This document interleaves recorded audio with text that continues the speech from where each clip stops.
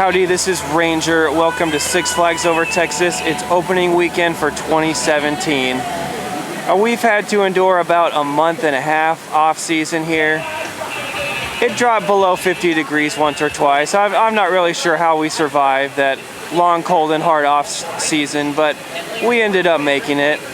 And here we're rewarded with a park open for the year. So let's take a look around what we've got here, check out some Joker construction updates, and see some other sights around the park. We're over here in the Villains section of the park. This was added to Gotham City last year. Here's the Catwoman Whip and the Riddler Revenge. And of course, the big news for this year is right next door. It is the Joker Free Fly Spin Coaster from S&S. This is a copy of the one in San Antonio, the Batman the Ride, as well as the other Joker rides that are popping up all over the country. So we've got some trains that we've got on the other side of this fence. We can see trains over here. And they finished all the track work. This came up really quickly. I'm amazed how efficiently they were able to put this all in. But what I'm shocked by is how much space that they have back over here. There's all of this space that they have to put in new rides and attractions. I'm not gonna be surprised if they even put a roller coaster back here in the next 3 or 4 years or so, but we'll have to wait and see. Now, if you haven't ridden one of these S&S 4D free spin coasters yet, I'll give you a quick review for the fine folks here in Dallas who will get to ride this in the next couple months. The good is that the ride is crazy and out of control. It's as unpredictable and wild as Donald Trump's Twitter feed. On the bad note, though, is it's a very short ride. With the ride time of only 65 seconds or so, the ride is almost as short as Tim Tebow's baseball career. Texas section. One of the hidden gems here at this park is Rodeo. This is a spinning ride with some very intricately themed cars. There's a lot of these intermediate rides here that you don't see at other parks. They've got a very large selection. Also, if you notice about this video in particular, the camera quality is a lot better. The powers that be in the loop were gracious enough to grant me this equipment that they had on hand, so yay, better quality videos for all of us. The new Texas Giant is just running one train today. I think this was something that they knew was going to happen. They were giving away return time tickets, and we've got one right here. It was a little bit odd because we came during this time and they were still giving away tickets for that time. So it seems like they jumped the gun and they were giving away the tickets a little bit too early.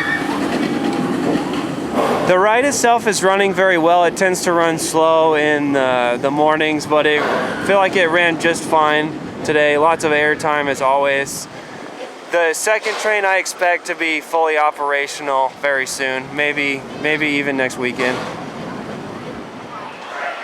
One of my favorite additions from last year is the Casa de las Banderas Mexican restaurant, just inside the park in the Mexico section.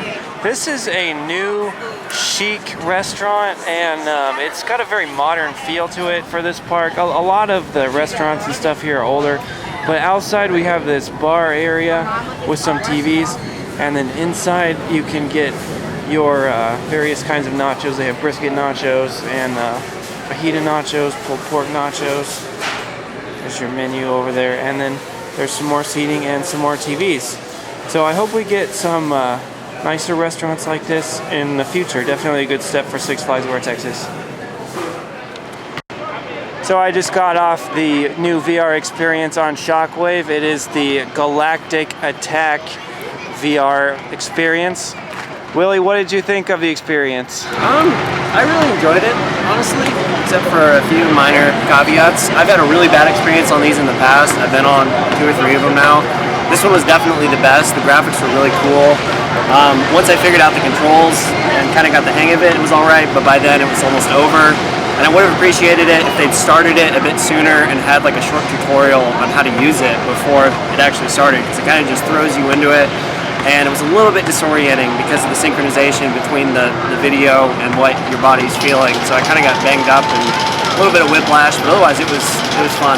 So. Yeah, those are all very good points, and that pretty much describes how I feel about the ride as well. It is definitely the best roller coaster VR I've experienced to date, and yeah, it's worth checking out for sure. Although it does bang you up a little bit. But definitely check it out if you get a chance, and hopefully we get to see more of this technology at some of the other parks. So we're here on the platform of Titan, and we see what is the most gratuitous and offensive marketing campaign ever. Nissan has partnered to give us the Nissan Titan. As you can see, they put Nissan on the Titan train itself. Now, this is terrible. I mean, this is Kanye West at the Grammys level of offensive right here. So despite the terrible marketing campaign, Titan is my favorite roller coaster here. Until Fury 325 came, this was actually the tallest traditional style lift hill roller coaster in the United States. I'm talking with the traditional chain lift. They held that record from 2001 all the way up to 2015 when Fury 325 opened. So this is a big time ride. There's big time power in this helix and the other one on the other side of the ride at the end. And this is one of my top 10, 15 roller coasters. It's absolutely a fantastic ride. I think it's highly underrated. That's going to do it for opening weekend here at Six Flags Over Texas. Thank you for watching. Be sure to watch all of the videos we've got up on the In the Loop YouTube channel. And I'll see you next time. This is Ranger signing off from Six Flags Over Texas.